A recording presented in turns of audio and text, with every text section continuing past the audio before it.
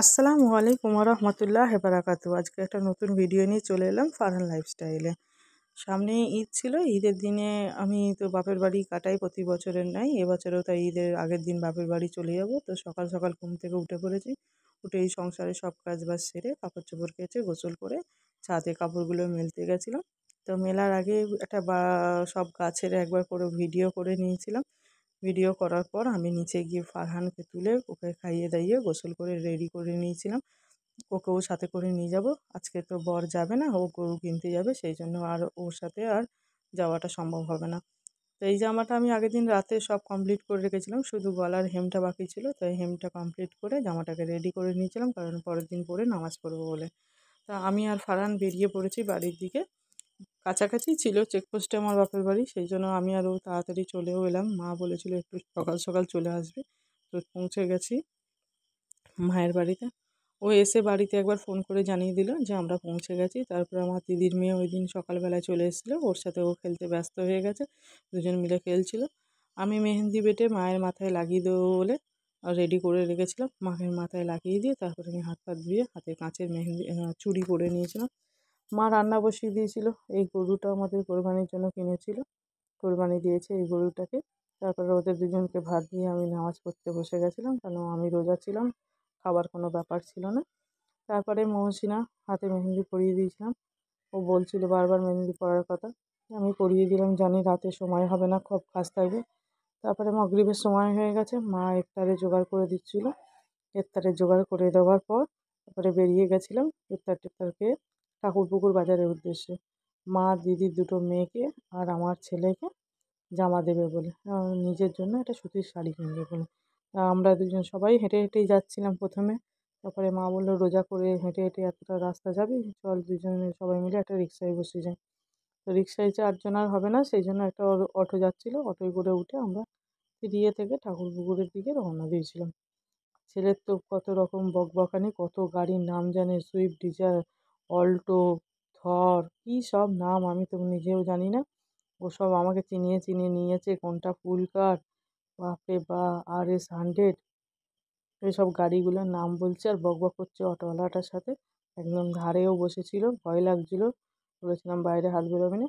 তারপরে অটো থেকে নেমে আমরা ATM-এ গেছিলাম, ATM থেকে টাকা ফাকা তুলে মা নাইটি, দিদির মেয়ের নাইটি আর আমার ছেলের জামা আর ছোটোটার জন্য ফ্রক কিনে শাড়ির দোকানে ঢুকেছিল। সেখানে এত বকবক করছিল, লাস্টে ওকে ফোনটা দিয়ে বলেছিলাম চুপচাপ থাক।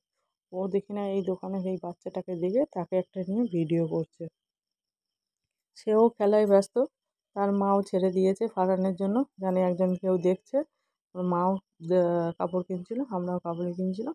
তারপরে চলে গেলাম আইসক্রিম খেয়ে রিক্সায় করে বাড়ির দিকে ফের রওনা দিলাম। গরমে ভালো লাগছিল না, বেশি কিছু কেনাকাটিও আরও বেশি করিনি। বাড়ি এসে দেখেছি সব নাচানাচি করছে। ফারহানও নাচতে লেগেছিল, যখনই ভিডিও করা শুরু করেছিল ও সরে গেছে, আর নাচবে না, লজ্জা লাগছিল। তারপরে আমার নাতি 1 বছরও হয়নি পুচকেটা, কিন্তু নাচের একদম এক্সপার্ট হয়ে গেছে। গান বাজলেই নাচতে শুরু করে দেয়, একা একাই নাচছিল। এটাও একটা ভাইজির ছেলে, ঈদের আগের দিন এসেছিল। রাজার গাড়িতে করে আমার ছেলের এই যে রেলা দিচ্ছে। ঈদের দিন অনেক সকালবেলা উঠতে হয়েছিল, কারণ ওই দিনে অনেক কাজ থাকে। মা আটাগুলো ভিজে দিয়েছিল, আটাগুলো মেখে রেখে দিয়েছিল। আমি বসে গেছিলাম রান্নার দিকে, রান্না বান্না করতে করতে আর কোনো ভিডিও করা হয়নি। তারপরে এরা নামাজ পড়ে এসে আবার শুয়ে পড়েছিল এসিটা চালিয়ে। কর্তামশাই চলে গেছে দেশে, সেখান থেকে এই ফটোটা আমাকে পাঠিয়েছিল। আমি আর যাইনি ওদের সাথে। রাজার বাইকে উঠেছে বলে রাজার ভাগনার কি রাগ, বাপরে বাপ, আমার ছেলের ওপরে কি রেগে যাচ্ছে। তারপরে রাজার সাথে রাজার মামার বাড়ি ফারহান চলে গেছিলো, আমি আর মা এই ফটোগুলো তুলছিলাম। ভালো লাগছিল না, ছেলেও নেই, কোনো কাজ নেই ওই টাইমটায়। আমার ভাইজি, দুই নাতি নাতনিকে নিয়ে ফটো তুললাম, আমার দিদির মেয়ে আর আমি, আমার ছেলে ফারহান। তারপরে বিকেল হতে সন্ধ্যে হয়ে আসতে আমার মামার ছেলে আর মামা এসেছিলো বসে নিয়ে, ওরও একটা ভিডিও করে রেখে দিলাম।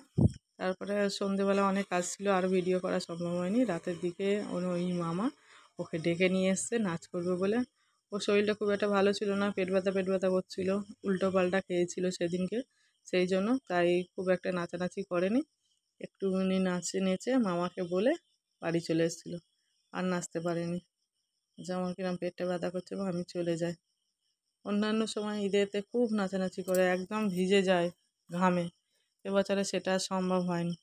তারপরে ঈদের ওই দিনটা কেটে যাওয়ার পর পরের দিনই আবার ছেলে ভিডিও করতে শুরু করে দিয়েছে, একটা ভাইঝি এসেছিলো বলে। তার সাথে একটু গল্প টল্প করে দুপুরবেলায় খবর এসে মায়ের পিসি মারা গেছে। তারপরে মাকে নিয়ে ফারহানকে পাঠিয়ে দিয়েছিলাম ওর মেজো পাপার সাথে আমাদের বাড়িতে।